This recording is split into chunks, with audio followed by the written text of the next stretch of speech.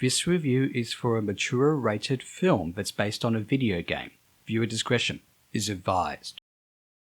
After the success of the first few Silent Hill games, French director Christophe Gans, a fan of the series, attempted for years to get the rights to make a Silent Hill film. Konami was impressed with his ideas for the film, but it got greenlit in 2003, filmed in 2005, and released in 2006. When it comes to the merits of video game to film adaptations, this film is usually regarded as one of the better ones. But is it really though?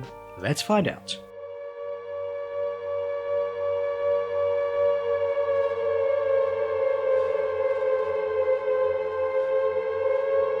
The story is very similar to that of the first Silent Hill game, with changes that include visual and audio elements and motifs from Silent Hill 2.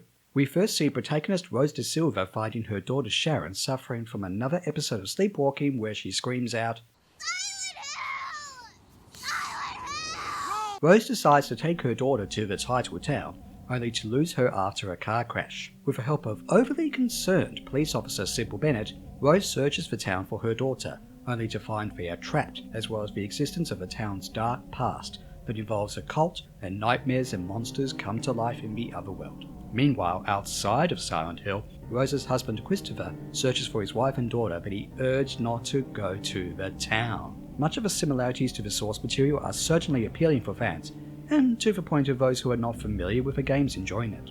But there are some glaring problems. The story is very convoluted, and a lot of dialogue resorts to exposition, which overshadows the fact that the story is not terribly smart, even with a video game story in mind. There were these people, these fanatics. What they did to that child was terrible. That was 30 years ago and it's over now. It is better to treat this by itself as a film, but it is hard not to compare it to the original game. The game's symbolism feels more powerful than it does here, mostly due to hints of the dialogue and what you see and hear, leaving it up to the player to connect the dots. Pyramid Head's role in Silent Hill 2 being a prime example. With the possible exception of a school janitor, symbolism of the monsters feels like it belongs more so to the imaginations of the production team and fans of the games, making the enemies feel more like just simple scary monsters to non-fans. Even then, the inclusion of Pyramid Head feels more like fan service. The pacing and runtime are also a problem. The film feels like it's 20 to 30 minutes too long, though it does feel like the film ends at a reasonable time. The flow of the film is also erratic and distracting. The subplot with Rose's husband Christopher, which was requested by the studio because of the all-female cast, is ironically the weakest link in the plot.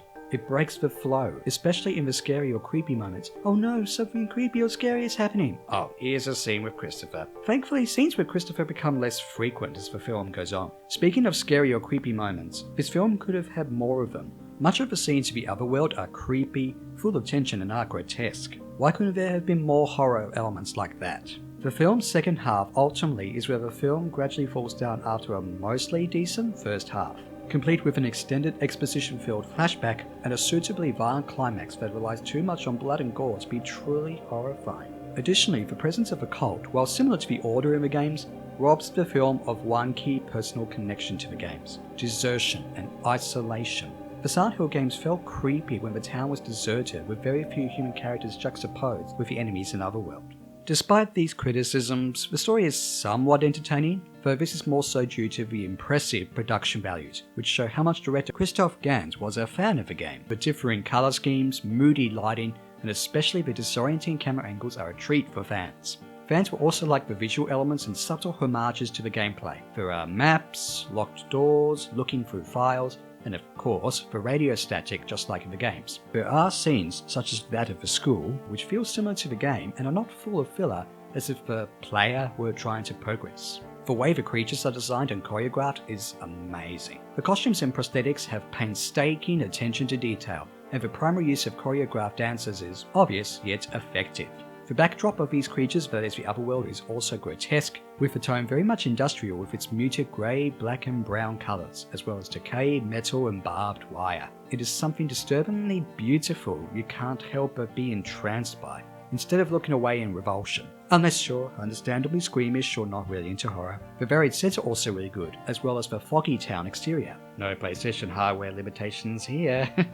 Sometimes the CGI is overdone, with that of the grey children creatures at the beginning feeling especially unnecessary, in what is a good homage to the first truly scary or creepy scene from the first game. Speaking of paying homage to the game, all of the music, with the exception of one track, consists entirely of tracks from the games, mostly remixed, and is just as effective as it was in the source material in establishing emotion, mood, and tension.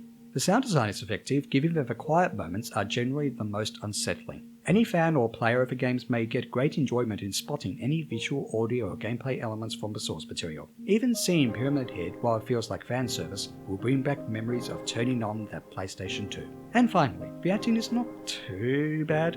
Rada Mitchell does a good job as the protagonist Rose, the mostly relatable everyday character trapped in extraordinary circumstances. Sean Bean does the best with what he is given. Jodelle Ferland portrays cute innocence combined with mysterious darkness convincingly. Alex Creech has quite a presence as the main villain, and Deborah Kara-Unger shines as Dahlia Gillespie, for much of her deliberately soft-spoken dialogue is hard to hear. Easily the highlight is Laurie Holden as Sybil Bennett, who not only looks the part but plays it well, not only due to the dilemmas in empathy and compassion that tend to be overshadowed by her lawful code, but also because of the emotion and a few action-packed moments. That, however, could be more so due to the fact that there's more of a show-don't-tell principle with her character, and not as much exposition.